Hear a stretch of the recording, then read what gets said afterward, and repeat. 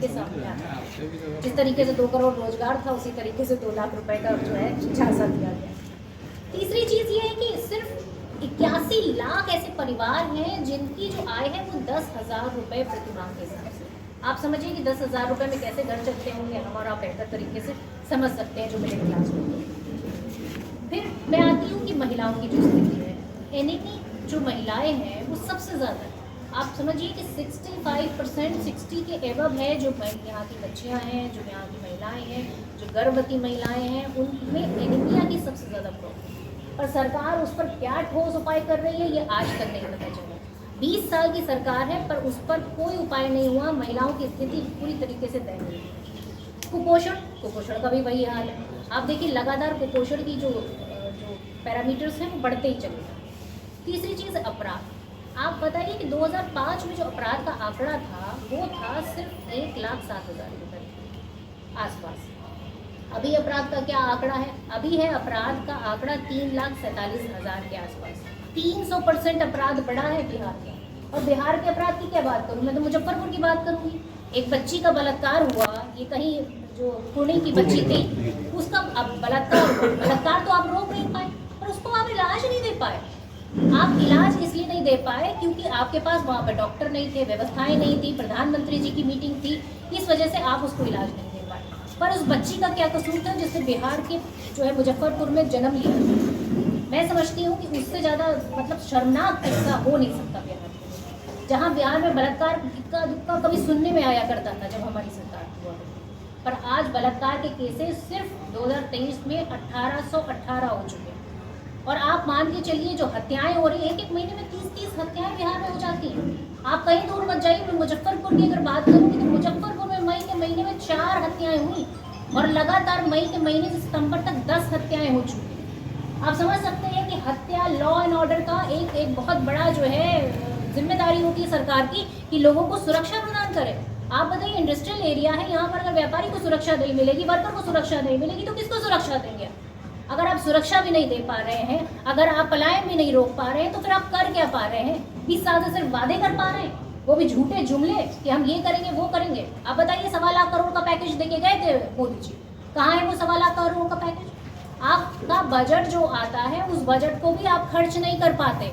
लगभग 65,000 करोड़ के करीब आपका बजट वापस चला जाता है। बिहार की जनता जहाँ पर बजट आप खर्च कर सकते हैं, जहाँ पर इंडस्ट्री लगा सकते हैं, जहाँ पर शुगर फैक्ट्रियाँ खोल सकते हैं, जहाँ पर आप यूनिवर्सिटीज खोल सकते हैं, वहाँ पर आप कुछ नहीं कर रहे। आप सिर्फ उनको भगवान के सहारे छोड़ देते हैं ताकि वो दूसरे प्रदेशों में जाए और वहाँ पर जाकर 10,000 का रोजगार करें। आपको पता है कि यहाँ पर जो 3 करोड़ के लमसम जो की आमदनी क्या, उसमें 19% से भी ज़्यादा लोग 10,000 की आय पर काम कर रहे हैं। ये बेहद दुखद भी है और बेहद जो है चिंताजनक स्थिति भी है। पर सरकार ने पिछले 20 सालों में हाथ पर हाथ धरे बैठी रही, कुछ नहीं किया। सवाल तो आज पूछा जाएगा ना नीतीश जी से, आप अपने जो है ना इस तरह की जो क्वेश्चंस है उसका जवाब दीजिए।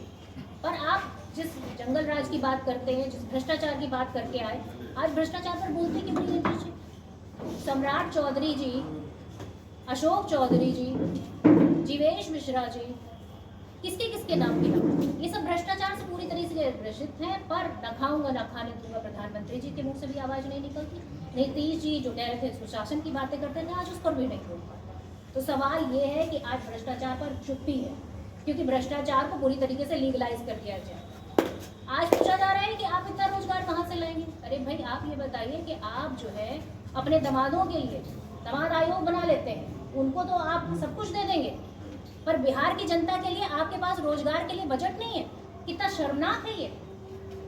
और दूसरी चीज मैं ये भी कहना चाहूंगी, एक्सपोर्ट। अब आपको मैं बताऊं कि जो 50% टैरिफ लगाया गया है उससे सबसे ज्यादा जो प्रभाव पड़ेगा वो लीची के किसानों को पड़ेगा। यहाँ पर जो मुजफ्फरपुर के लगभग 1000 करोड़ की लीची जाती है, उसमें 500 करोड़ की लीची जो है सिर्फ मुजफ्फरपुर से जाती है। और मुजफ्फरपुर की लीची पर अगर 50% टैरिफ अमेरिका में लगा दिया जाएगा तो उसकी जो प्राइस है वो बढ़ जाएगी। उसकी वजह से कितना नुकसान हमारे किसानों को होगा ये आपको आने वाले समय में पता चलेगा। लेकिन सबसे बड़ी चीज़ है कि आपने सरकार, आपकी केंद्र में सरकार, आपकी राज्य में सरकार, पर आपने किया क्या उसके लिए? आप उस पर भी चुप्पी साधे बैठे रहे। आप बताइए कि टैरिफ से और भी चीज़ों पर प्रभाव पड़ेगा, आपका मखाना में प्रभाव पड़ेगा, जो लगभग 60% के करीब मखाना यहाँ से जाता है, उस एक्सपोर्ट पर भी प्रभाव पड़ेगा। और सबसे बड़ी चीज़ ये है कि आपका चावल पे प्रभाव पड़ेगा, ये सारी चीज़ें एक्सपोर्ट होती हैं। तीसरी चीज़ क्या है? Paper leak. पेपर लीक में आपने रिकॉर्ड तोड़ दिया। पिछले 20 सालों के कार्यकाल में आपने लगातार पेपर लीक किया, चाहे वो जो है नीट का पीजी हो, यूजी हो, चाहे वो भर्ती हो जो एसआई की है, सब इंस्पेक्टर की है, या जो है इंस्पेक्टर की भर्ती है वो पटवारी की हो या शिक्षकों की हो, सारे पेपर लगातार लीक होते रहे। पर हुआ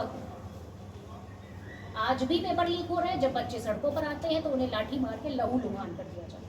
आप बताइए कहाँ का न्याय है? आप पेपर नहीं करा पा रहे और बच्चों को लाठियाँ चला रहे हैं जो अपना हक मांगने के लिए खड़े होते हैं। संविदा में भर्ती करते हैं, संविदा में भर्ती के लिए अगर कोई अपने अधिकार मांगने के लिए आए फिर आप उसके ऊपर लाठियाँ चलाएंगे। पहले तो आप सरकारी भर्तियाँ नहीं करेंगे। आज नीतीश जी से कोई पूछे कि कितनी आप सरकारी नौकरियाँ देंगे, उस पर वो चुप्पी साध जाएंगे। उनके पास कोई सुविधा ही नहीं है, उनके पास कोई विजन ही नहीं है, उनके पास कोई तरीका ही नहीं है सरकारी नौकरी देने का। अरे भाई 56 विभाग है सरकारी बिहार में, तो उन 56 विभागों में क्या नौकरियां ही नहीं रह गई? और फिर नौकरियां छोड़ी, जब सरकारी नौकरी नहीं देंगे तो आरक्षण की क्या बात करेंगे? आपने 56% आरक्षण की बात करी, पर 56% आरक्षण आज तक वो नवी सूची में जो डालना था वो नहीं डाल पाया। क्यों नहीं डाल पाया? जब आपकी केंद्र में सरकार से पूरा गठबंधन है, आपने सरकार में सहयोग कर रखा है, तो कुछ तो आपने डिमांड करी होगी ना उनसे। यूनिवर्सिटी की बात करिए, विक्रमशिला यूनिवर्सिटी के लिए आपने 2016 में बोला था, आज तक उस यूनिवर्सिटी की कोई नींव नहीं रखी गई है। और आपको पता ही है दरभंगा का एम्स, जिसको लोग ढूंढते ही फिर रहे हैं आज भी। और बात क्या की जाए सम्राट जी की डिग्री की, वो तो एफिडेविट लगाया था उन्होंने, उसके बाद भी नहीं उनको जो है कोई चुनाव आयोग कुछ बोल पा रहा। तो वास्तविकता ये है कि यहाँ पर जो है जिसको कहा जाए पूरी तरीके से गुंडा राज चला रहे हैं। सरकार के पास कोई विजन नहीं है। सरकार आम जनता को किसी तरीके से इस महंगाई भरे समय में कोई रियायत नहीं देना चाहती। जीएसटी लगाकर वसूली आपसे करेगी, फिर उसके बाद कहेगी भैया हमने तो जीएसटी हटा दिया। अरे भाई वसूली भी तो आपने की थी, वापस कर दीजिए ना जितना आपने वसूला पिछले 8 सालों में। जीएसटी की मार किस पर पड़े? जो दूध खरीदता था, जो दही खरीदता था, जो अपना डेली बेसिस का राशन खरीदता था, जीएसटी की मार उस पर पड़े। केंद्र सरकार ने भी लूटा और भ्रष्टाचार करके यहाँ जो सरकार है नीतीश जी की और भाजपा की, उसने भी लूटा। पर वास्तविकता ये है कि बिहार की जनता फिर भी आज भी पूरी तरीके से जो है कहना चाहिए कि एक ऐसी ज़िंदगी जीने को मजबूर है जहाँ पर उसको पलायन करना पड़ता है, उसके परिवार के लोगों को बाहर जाकर 10,000 रुपये की नौकरी करनी पड़ती है। आज बिहार इतना सक्षम है कि ये नौकरियाँ यहीं पैदा की जा सकती हैं, उसके लिए एक विज़न की ज़रूरत है। और वो इस बार जनता ने मन सरकार में 17 महीना आपकी भी सरकार थी। अरे भाई तो 17 महीने तो में उस सरकार में आपने क्या किया? उस 17 महीने में आपने क्या किया? देखिए 17 महीने बताइए, जो 20 साल की सरकार रोजगार देने में मतलब पूरी तरीके से आपके अंदर इच्छा होनी चाहिए। इच्छा शक्ति होगी तभी आप जनता के लिए काम कर पाएंगे। अगर खुद मलाई खाएंगे, अपने दामादों को मलाई खिलाएंगे, तो कहाँ से फिर जनता को रोजगार दे पाएंगे? सर, जनता को अगर रोजगार देना है तो फिर जनता के लिए सोचना पड़ेगा, करना पड़ेगा। अपने लिए तो 200 करोड़ की ज़मीनें खरीद लेते हैं। कहाँ से खरीद लेते हैं? कहाँ से आता है ये पैसा? 500 करोड़ 200 करोड़ देश से लेके विदेश तक में ज़मीनें खरीद रखी है जनता के लिए। उनके पास 2 डिसमल 3 डिसमल ज़मीन नहीं है। आप बताइए, महादलित जो है उनके पास आज भी ज़मीन नहीं है। कांग्रेस पार्टी ने वादा किया है कि 3 डिसमल जो शहरी इलाके हैं वहाँ पर और 5 डिसमल जो ग्रामीण इलाके हैं जिनके पास ज़मीन नहीं है उनको दी जाएगी। आज जब बच्चों की बात आती है कि एजुकेशन के लिए उनको स्कॉलरशिप मिलनी चाहिए, बंद कर दिया आपने। क्यों बंद कर दी भाई स्कॉलरशिप? बच्चा पढ़ जाएगा तो आपसे सवाल पूछेगा, इसलिए आपने स्कॉलरशिप बंद कर दी उनकी। तो वास्तविकता ये है कि ये सरकार नहीं चाहती कि कोई पढ़े लिखे। डिग्रियाँ बिकती है बताइए। अरे भाई डिग्रियाँ बेचने की ज़रूरत क्यों आन पड़ती है आपको? जब बच्चा खुद ही पढ़ने के लिए तैयार है, स्कूल कॉलेज खुलवाइए, बच्चों को एडमिशन दीजिए, अच्छे शिक्षक बनिए। आप अस्पताल में जाइए, डॉक्टर नहीं। आप स्कूल में जाइए, शिक्षक नहीं। तो ये समस्या कैसे समाधान होगा? ये समस्या तभी समाधान होगा जब सरकार में बैठे लोग जो निरंकुश हो चुके हैं, जिनको लगता है कि वो जो है जनता को कुछ चंद पैसे देके इलेक्शन के टाइम जीत सकते हैं, तो उनको ये एहसास दिलाने की ज़रूरत है कि जनता जागरूक है और जनता अपने हक के लिए पूरी तरीके से इस बार इंडिया गठबंधन को चुनेगी, मौका देगी और जनता अपने लिए नौकरी तलाशेगी। उसे नौकरी चाहिए, उसे आपकी रेवड़ियाँ नहीं चाहिए। और रेवड़ी तो ये आ रहा है कि उनके ऊपर ऑलरेडी जो है इतना कर्ज था कि उनकी सारी कर्ज में इंस्टॉलमेंट कट गई। वो पैसे उन्हें मैसेज में मिले होंगे और मैसेज में ही चले गए होंगे। तो ये हालत है कि हर महिला पर एवरेज 30 मतलब करोड़ों महिलाओं के ऊपर 30 हज़ार एवरेज जो है ना वो लोन है। और ये बेहद दुर्भाग्यपूर्ण है कि महिलाएं किस तरीके से जीवन जिने के लिए मजबूर है। आप बताइए पलायन में सबसे ज्यादा सफर कौन करता है? बिहार की महिलाएं करती हैं। उनके पिता हो तो वो बाहर रोजगार के लिए जा रहे हैं, उनके पति हो तो वो बाहर रोजगार के लिए जा रहे हैं, जब उनका बेटा जवान हो तो वो बाहर रोजगार के लिए जा रहा है। उस महिला की वेदना को समझिए। जब बिहार में रोजगार हो सकता है तो बिहार में रोजगार दीजिए। हमारा मेन मुद्दा यही है कि पलायन को रोकना है, रोजगार देना है और उसके साथ में बिहार के लोगों को मजबूत बनाना। वोट चोरी को आप लोगों ने बड़े जोर शोर से मुद्दा बनाया, लेकिन जब फाइनल मतदाता सूची द्वारा या आपके गठबंधन के किसी भी दल द्वारा नहीं किया गया कि कोई गड़बड़ी हुई। देखिए मैं समझती हूँ कि लाखों शिकायतें पड़ी और आज भी डुप्लीकेट वोटर उसमें मौजूद हैं।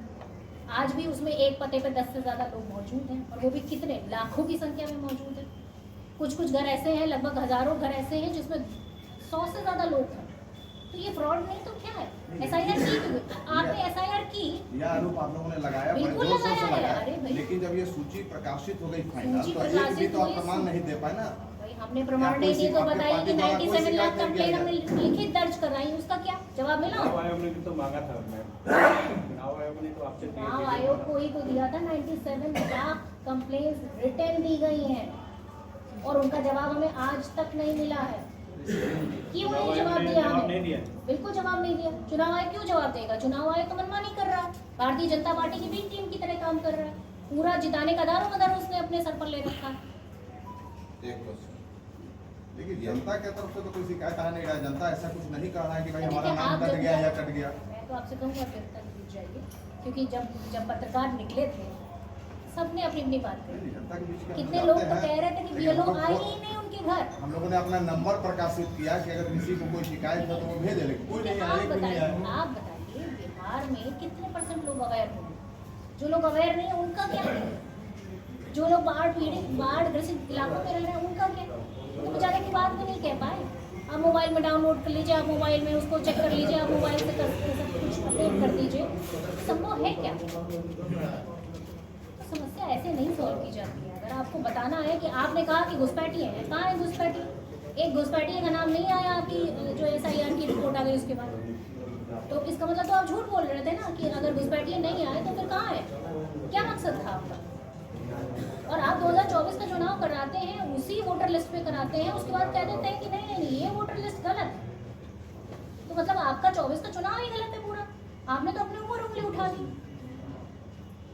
मैडम ये संविदा कर्मी लगभग 12 लाख के आसपास अभी ठेकेदार के माध्यम से जो सरकारी विभागों ने तो है कि सरकारी नौकरियां दी जा सके, उसमें आरक्षण दिया जा सके, आरक्षण की जो सीमा है उसको बढ़ाया जा सके और उसके साथ में नौकरियां नई सृजित की जा सके ताकि लोगों को बिहार में रोजगार मिले ये और वो भी गारंटीड रोजगार। ये 2 लाख के आसपास नर्गल ऑपरेटर है बिहार। शिक्षा और जो व्यवस्थाएं हैं शिक्षा की, स्वास्थ्य की, उन सब जब शिक्षा के तो कोई हम मानते ही नहीं। ज़मीन पे कहाँ है जन स्वराज? सिर्फ हवाई भाई आप मोबाइल खोलिएगा तभी जन स्वराज दिखेगी आपको। कांग्रेस और राजद में बड़ा भाई छोटा भाई कौन है? क्योंकि अभी तक आप लोग तय नहीं कर पा रहे हैं। मुख्यमंत्री को, तेजस्वी को आप लोग अभी तक नहीं मान रहे हैं, आप लोग घोषित नहीं कर रहे लेकिन हैं। जब तो इस दो- चुनाव में बड़ा भाई और छोटे भाई की भूमिका में कौन रहेगा? लेकिन ना कोई बड़ा भाई है ना कोई छोटा भाई है। यहाँ हम सिर्फ जनता के लिए काम कर रहे हैं और जनता ही हमारा भाई है, जनता ही हमारा जो है। इसलिए सबसे बड़ी चीज़ ये है कि सीटों का बंटवारा हो जाएगा, 1-2 दिन में आपको खबर मिल जाएगी। मुख्यमंत्री का चुनाव कैसे होता है? विधायक ही तो करते हैं मुख्यमंत्री का चुनाव। ये तो सिंपल है, कोई पर्ची निकाल के तो हमें चुनाव मतलब वो करना नहीं है ना कि मुख्यमंत्री का चेहरा जैसे भारतीय जनता पार्टी में होता पर्ची निकालो और बना दो, वो नहीं होता हमारे। देश के आप राष्ट्रीय प्रवक्ता हैं, कई चुनावों में मैंने आप लोगों ने भाजपा को टारगेट किया कि इनके पास कोई चेहरा नहीं है। अरे भाई तो और कौन बिहार में चेहरा आप है? चेहरा से क्यों आप भाग रहे हैं? बता दीजिए कौन चेहरा है? अब हम दिनेश गुर्जर जी से आग्रह करेंगे कि उस समस्या से दिनेश गुर्जर जी नीतीश जी को चेहरा बना देना, अभी तक बना नहीं पाए। सम्मानित सभी पत्रकार हमारे अधिकारीगण, जो हालात अभी हमारी बहन ने जैसे बताया कि जो हालात से बिहार प्रदेश जूझ रहा है, मेरे राजनीतिक जीवन में 35 वर्ष से राजनीति में पूरे जीवन में जब भी मुझे कोई बिहार के लोग मिलते थे या हमारे भी जो मित्रगण थे तो तो हमको ये लगता था कि बिहार में बहुत गुंडागर्दी का माहौल है, फलाना है, ढिकाना है, यहाँ के लोग बहुत जागरूक हैं। पर जब यहाँ मुझे अभी लगभग 1.5 महीने से काम करने का अवसर मिला, राहुल गांधी जी की यात्रा में भी लोगों से मिलने का अवसर मिला, जो हमने देखा, दिल्ली में देखा, हमने देखा है बिहार के लोग पलायन करके वहाँ नौकरियाँ करते हैं। भोपाल मध्य प्रदेश में हमारे, वहाँ बिहार के लोग नौकरियाँ करते हैं। तो जो हालात जब यहाँ आकर हमने देखे, तो बिहार की जनता बाहर जाके पलायन करके नौकरी करे, रोजगार ढूंढे, ये दुर्भाग्यपूर्ण है। क्योंकि बिहार अपने आप में एक सक्षम प्रदेश है। जो हमने यहाँ देखा कि उदासीनता, जो राजनीति, जो यहाँ पे जो सरकारें जो काम किस तरीके से कर रही है, सिर्फ वोट के समय, आज अगर वास्तव में ही बिहार की माताओं बहनों के सम्मान और उनको मजबूत करने का काम सरकार करती, तो इस योजना को 1 साल पहले, 2 साल पहले, 3 साल पहले ला दे। अगर आपको भावनाएं थी कि हमारी बहनों को देना है, तो रक्षाबंधन के पावन पर्व पे ये घोषणा करते। आज सिर्फ जो खुला, जो सरेआम खरीदने बेचने का काम जो देश के अंदर और बिहार के अंदर हो रहा है, 10,000 रुपया बहनों को देंगे, सीधा सीधा वोट खरीदने का काम भारतीय जनता पार्टी सरकार और नीतीश की सरकार कर रही है। ये दुर्भाग्यपूर्ण है। बिहार की जनता, हिंदुस्तान में ये माना जाता है कि बिहार के लोग बड़े बुद्धिजीवी होते हैं और बड़े निर्णय लेने की क्षमतावान होती है। मेरा मानना ये है कि बिहार के लोग इस बार निश्चित तौर पर पूरी मजबूती के साथ अपने स्वाभिमान और सम्मान और अधिकार की लड़ाई में कांग्रेस का और महागठबंधन का साथ देंगे और यहाँ महागठबंधन की सरकार बनेगी। और हमारे नेता आदरणीय राहुल गांधी जिस मंशा के साथ बिहार प्रदेश में घूमे, गरीब, अति पिछड़ों से, सभी वर्ग के लोगों से यहाँ आकर मिले, उनकी भावनाओं को समझा, तो निश्चित तौर पे एक ऐसा नेता जो ये मंशा लेके पूरे देश में लड़ाई लड़ रहे हैं गरीब मजदूर किसान की, कि गरीब किसान मजबूत हो, पलायन रुके, बिहार एक उन्नत प्रदेश के रूप में पहचाना जाए, यहाँ के स्थानीय लोगों को सरकारी नौकरियाँ मिलें। तो ये इस पे जो लड़ाई हमारी जो नेता कांग्रेस के और महागठबंधन के नेता हमेशा लड़ाई लड़ रहे हैं। अभी हमारा मानना है कि जो बिहार प्रदेश के अंदर जिस तरह से कांग्रेस का एक एक कार्यकर्ता एक संकल्प कि हम बिहार की जनता के हित में हम ईमानदारी से हर बूथ पे तैयारी करके डट के मुकाबला करेंगे और जो भारतीय जनता पार्टी की गठबंधन की जो सरकार है, नीतीश की सरकार, इसकी जो हमारी किसान जन विरोधी नीति है इनको उजागर करेंगे, नौजवानों के खिलाफ जो नीतियाँ उनको उजागर करेंगे, जो किसानों को फसल बीमा नहीं दिया जाता, किसानों को फसलों के दाम नहीं मिल रहे हैं, जो मुआवजे अधिक वर्षा होने के कारण, बाढ़ आने के कारण जो कई किसानों के अभी तक फसलों के मुआवजे नहीं मिले हैं, नौजवान बेरोजगार घूम रहा है, तो इन सारी चीज़ों को बिहार की जनता देख रही है। और मेरा मानना है कि इस बार महागठबंधन की सरकार बिहार में बनकर निश्चित तौर पर नौजवानों को यहाँ नौकरी दी जाएगी। जो खेल पूरे भारतवर्ष के अंदर और बिहार के अंदर हो रहा है, आउटसोर्स कंपनियों के माध्यम से लोगों को लूटने ठगने का काम हमारे नौजवानों के साथ हो रहा है, छल हो रहा है। जो हमारे पोस्ट ग्रेजुएट नौजवान हैं, हमारी बहन बेटियां हैं, जो अपने उनके माँ बाप बड़े संघर्ष करके उन लोगों को एक उच्च शिक्षा प्राप्त कराते हैं, इस भावनाओं के साथ कि मतलब बिहार में सरकारी नौकरियां निकलेंगी, हमारे बेटे बेटी नौकरी करेंगे, हमारे बुढ़ापे में सहारा बनेंगे, आज उनके साथ विश्वासघात हुआ है। आउटसोर्स लाकर पूरे प्रदेश के अंदर सरकारी नौकरियां खत्म करने का काम बिहार की सरकार ने किया। और कांग्रेस की मंशा है, महागठबंधन की तेजस्वी यादव जी की, राहुल जी की मंशा है कि बिहार के अंदर सरकारी नौकरियां नौजवानों को दी जाए, जिससे कि उनके जो माँ बाप हैं, जो आज असहाय महसूस कर रहे हैं अपने आप को कि हमारा भविष्य बुढ़ापे में कौन सहारा बनेगा, हमारे बेटे स्थायी रूप से कब कमाने लायक बनेंगे, उस विश्वास पे कांग्रेस और महागठबंधन खड़ा करना चाहता है और यहाँ के नौजवानों को सरकारी नौकरी देना चाहता है। इसी उसमें हम लोगों की ये मुख्य मुद्दों को लेके हम लोग जनता के बीच में गए हैं और जा रहे हैं। अभी हमें मुजफ्फरपुर का यहाँ पे जिले का प्रभारी बनाया है।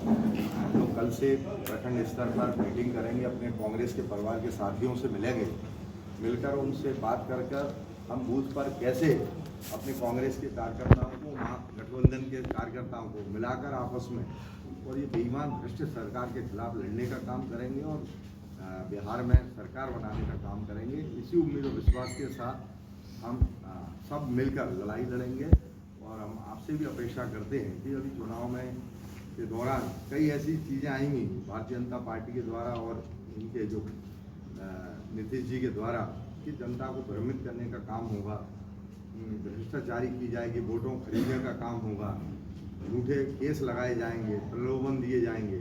तो उसमें हम चाहते हैं कि आप लोग भी एक स्तंभ हैं और इसमें बिहार की जनता के साथ न्याय की लड़ाई में आप भी हमारा साथ दें। हम सब मिलकर बिहार प्रदेश को बदलने का काम करें, नौजवानों को रोजगार देने का काम करें, विकास की मुख्य धारा से जोड़ने का बिहार को काम करें। हम सब मिलकर महागठबंधन की सहयोग करें क्योंकि इस समय बहुत बड़ी आवश्यकता है, क्योंकि पूरे प्रदेश के बुजुर्ग माता पिता एक आस लगा के बैठे कि हमारा भविष्य क्या है। नौजवान अपने आप को असहाय और ठगा लूटा महसूस कर रहे हैं। तो हम सबको इस लड़ाई में साथ होना चाहिए।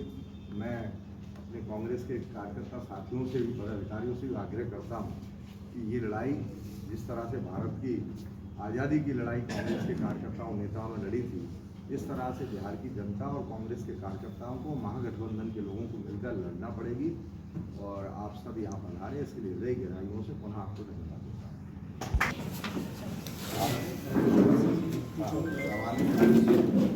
बिहार में जो भी मजदूर बाहर पलायन करते हैं वो मुख्यतः बाहर जाके कृषि कार्य करते हैं या फिर रेजी और मजदूरी करते हैं या कृषि करने वाले किसान।